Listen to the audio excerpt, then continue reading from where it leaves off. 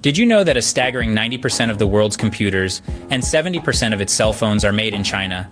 Indeed, an intriguing reality that prompts us to delve into the fascinating journey of China's rise as a manufacturing powerhouse.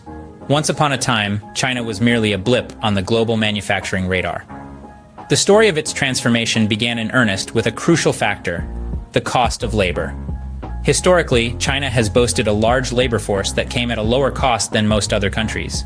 This economic advantage lured companies to set up manufacturing operations on its soil, significantly reducing their production costs. But the tale doesn't end there. Infrastructure played a pivotal role in this narrative.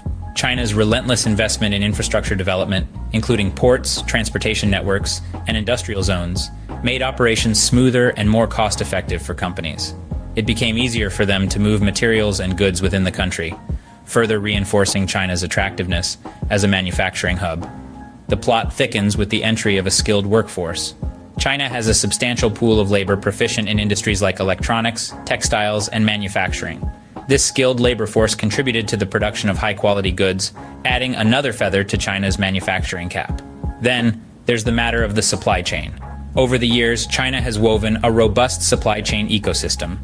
Many suppliers and manufacturers are located in close proximity to one another, simplifying the production process and reducing lead times. This strategic advantage made China even more enticing to manufacturers worldwide. And let's not forget the economies of scale. China's large population provides a scale that further reduces production costs.